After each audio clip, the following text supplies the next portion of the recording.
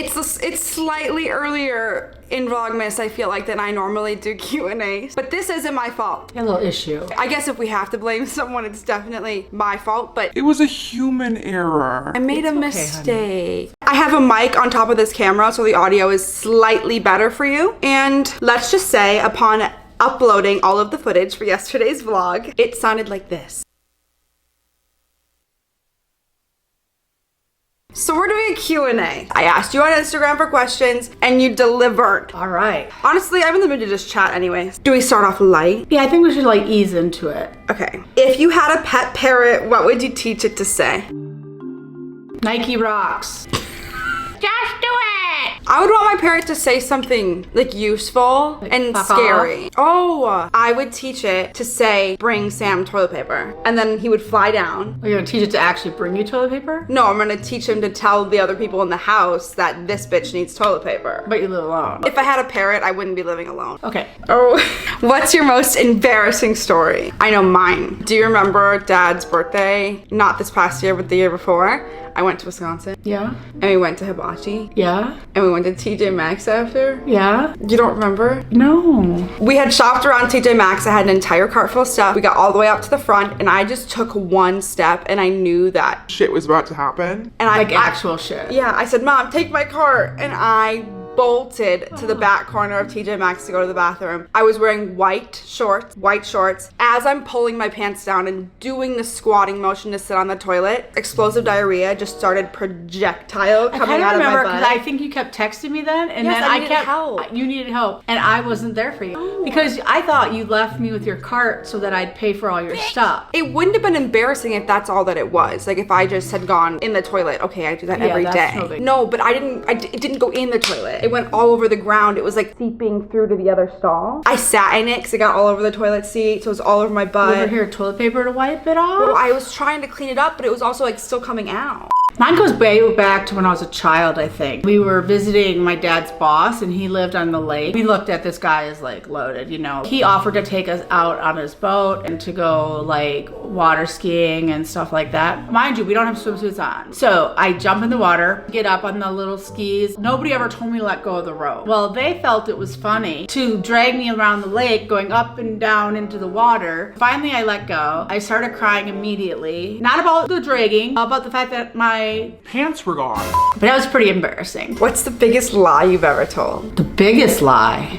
The biggest, girthiest, most voluptuous lie. First of all, I'm not a big liar. I have a question, is like withholding information a lie? That just depends on who you talk to. I think it is. And that's why I would consider this a lie. When I was interviewing for my job at Walmart, okay, I went to 4 years of college, 2 at one school and 2 at the other. Therefore, some of the credits didn't transfer, so I didn't actually get a degree. Everybody saw that I did 4 years of college, assumed that I had a degree. They never asked the question, Okay. like, do you have a degree? But it was a position that you clearly needed a degree with. But you had all the experience I of did have somebody all the with experience, a degree. and I rocked the job. Mine was when I was in 5th grade. Okay. Maybe 3rd grade. Big difference, 2 years. So my school always had the little candy bar drives where the Catholic school would like raise money and you could buy a $1 chocolate bar. And it was after school one day and I don't know why I was there. And there wasn't a lot of people there, like the office was empty. It was an honor system. I would never do this now, but it haunts me to this day. You should make a donation to the school. There was an envelope. Put your $1.50 in, take your chocolate bar, and go on your merry way. Well, I didn't have $1.50. But you just had to have a chocolate bar. I was more sneaky than that. I maneuvered $1.50 out of the bag that was already like in there, like in the envelope, and then I just re-put it back in. That way, like they heard the jingle of the coins. I swear, every time my name would be called to that office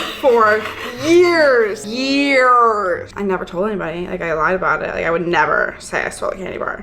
I swear we're gonna get into some deeper ones. Do you wash your feet in the shower? Yes. This is in fact a hot topic. It is a hot topic. Wait, why? I don't know, but like you need to pick up those phalanges. Oh, those aren't phalanges. Get in between those toes and Yeah. put some soap in there. But in my shower, I have a little seat so I can like sit down get a in little there. stool. Yeah, get a little Pop a stool. squat. Does your mom still have your baby teeth stored away somewhere? Yes. No, you don't. Yes. No, you don't. The Tooth Fairy took those. Yeah. Okay, advice for someone who has no idea what they want to do in their life. I feel like you're better at this. I don't think you should be in a rush. I think that everybody figures that out at a different age. Like some people grow up saying like, and we all do when we're little, like, I want to be a doctor, I want to be a teacher. Not until your personality actually develops and you grow as a person do you realize what your interests are, what you're good at. The US seems to think that you graduate high school and know what you want to do. That does not happen until, if you're lucky, 30. Number one, just take your time with it. Dabble in different things so that you can experience different things, and you'll find one of those is just going to speak to you. And that's what I think you should be doing as a career, or something that you love to do, so that it is a job, but it's also a rewarding job. Also, don't be afraid that if you pick something, all of a sudden it doesn't fit for you anymore. You can change it any day. Yeah, our society really makes you feel like you have to know right now.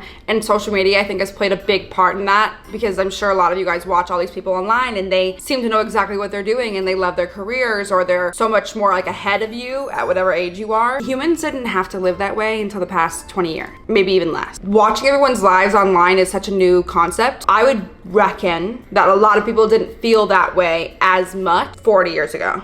Quite a bit of you guys are actually curious about like cameras and making videos and that type of stuff. I'm gonna rapid fire through a couple of those questions. I know not everyone probably cares. Somebody asked what camera I film on. I've been doing this for a long time, so I have multiple different cameras. Like I've accumulated them over the years. This is being filmed on a Sony.